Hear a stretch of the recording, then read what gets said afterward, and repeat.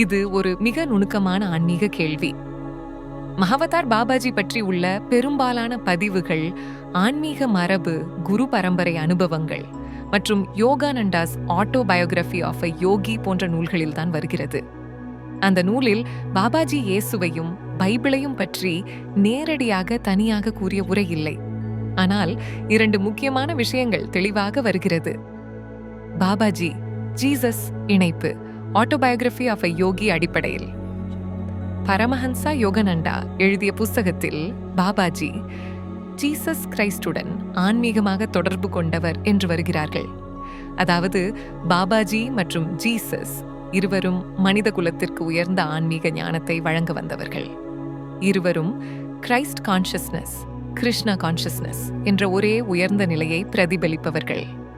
இருவரும் அன்பு, கருணை, மன்னிப்பு, தியாகம் ஆகிய உயர்ந்த தர்மங்களை போதிப்பவர்கள்.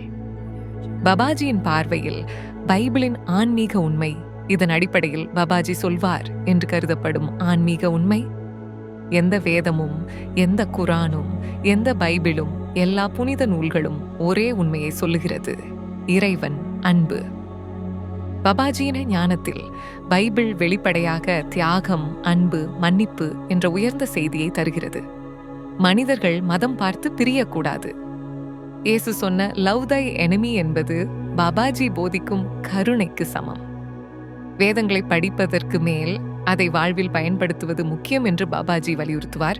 பாபாஜி இயேசு குறித்து சொல்வார் என்று கருதப்படும் ஆன்மீக உண்மை, ஆன்மீக நிகழ்வுகளில் வரும் கருத்து: இயேசு உயர்ந்த யோகி. அவர் தந்த மெசேஜ் எப்போதும் மாறாது: அன்பு கொடு, மன்னி, உயர்ந்த சத்தியத்தை தேடு. பைபிள் புனித செல்வம்.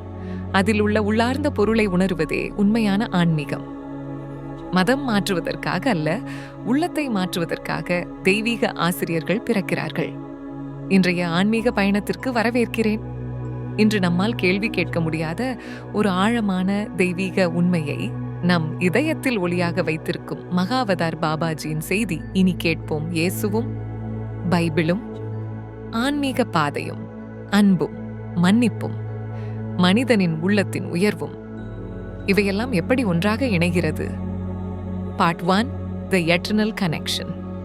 பாபாஜி சொல்வார், உலகத்தில் பிறக்கும் எல்லா அவதாரங்களும் ஒளியின் பல வடிவங்கள். ஒளி ஒன்றுதான், வடிவங்கள் பல. இயேசு ஒரு யோகி. அவர் புனித நூல்களை மாற்ற வந்தவர் அல்ல, மனிதனை மாற்ற வந்தவர். அன்புதான் இறைவன் என்று இயேசு சொன்னார். அதே உண்மையை பாபாஜி யோகத்தில் சொல்கிறார்: love is the highest vibration of the soul. அதாவது இருவரின் போதனை ஒரே திசையில் செல்கிறது. Part 2, the inner meaning of the Bible. Bible பாபாஜியின் வார்த்தைகளில் அது அன்பின் வரலாறு, மன்னிப்பின் கலை, உண்மைக்கான தீபம். இயேசு சொன்ன லவ் தை எனிமீஸ் என்ற வாக்கியம் பாபாஜி சொல்வார்: உன்னை புண்படுத்துபவனை காதலிக்க வேண்டும் என்பதல்ல, அவனின் அறியாமையை மன்னிக்க கற்றுக்கொள் என்ற உயர்ந்த ஞானம். அதாவது வைராக்கியமும் தியாகமும் அன்பும் பைபிளின் ஆழமான பாதையில் உள்ளது. Part 3, why Jesus was a yogi. இயேசு மலைகளில் தியானம் செய்தவர், 40 நாட்கள் தியானத்தில் இருந்தவர். அபயமும் கருணையும் தன்னலமற்ற அன்பும் ஒரு உண்மையான யோகியின் அடையாளம். பாபாஜி சொல்வார், இயேசுவின் உயிரிழப்பு தியாகம் அல்ல, மனித குலத்திற்கு காட்டிய பேரன்பின் விளைவு. அந்த அன்பை வாழ்க்கையில் செயல்படுத்துவதே ஆன்மீகத்தின் உயர்ந்த நிலை. Part 4, the universal teaching.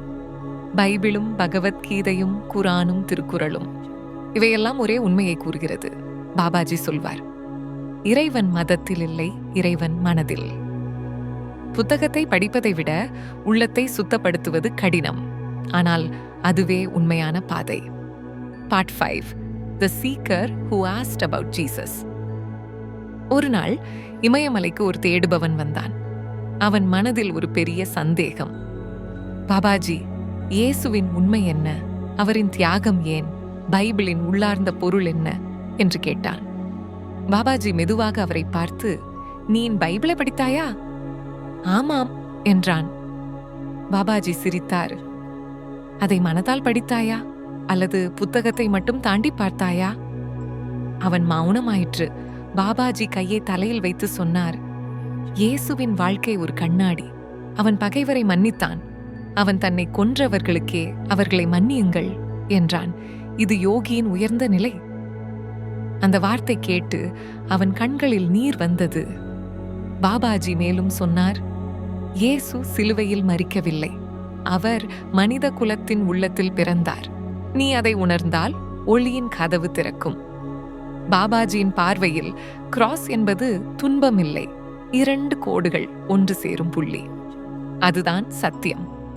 செங்குத்து கோடு தெய்வீகம், கிடைமட்ட கோடு மனிதம், அவை சந்திக்கும் இடம். உன் இதயம் அங்கேதான் ஒளி பிறக்கிறது. Part 7, The Role of Pain and Life Challenges. இயேசுவிற்கு வேதனை இருந்தது. பாபாஜி சொல்வார், வேதனை வந்தால் அது சாபம் இல்லை, உன்னை மாற்றும் வகுப்பாக அது வரும்.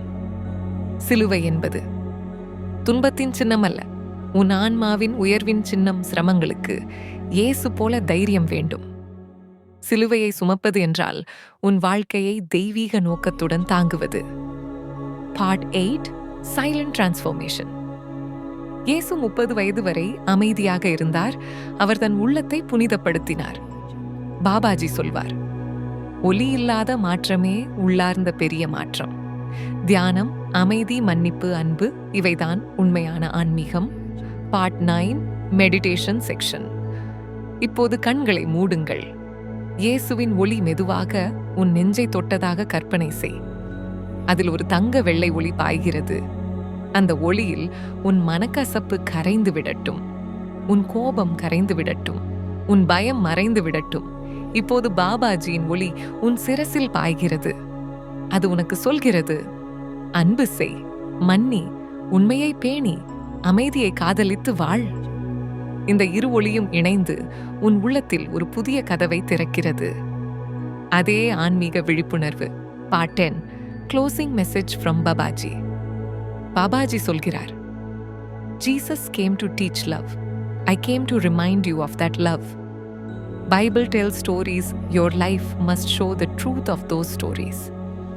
A true devotee is one who forgives first and loves last. இதுதான் இயேசுவின் பாதையும் பாபாஜியின் பாதையும் இரண்டும் இணையும் இடம். ஜெய் ஓம் கிரியா பாபாஜி நாமா.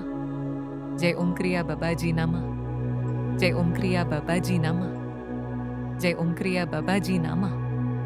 ஜெய் ஓம் கிரியா பாபாஜி நாமா. ஜெய் ஓம் கிரியா பாபாஜி நாமா. ஜெய் ஓம் கிரியா பாபாஜி நாமா. ஜெய் ஓம் கிரியா பாபாஜி நாமா. ஜெய் ஓம் கிரியா பாபாஜி நாமா. ஜெய் ஓம் கிரியா பாபாஜி நாமா. ஜெய் ஓம் கிரியா பாபாஜி நாமா. ஜெய் ஓம் கிரியா பாபாஜி நாமா.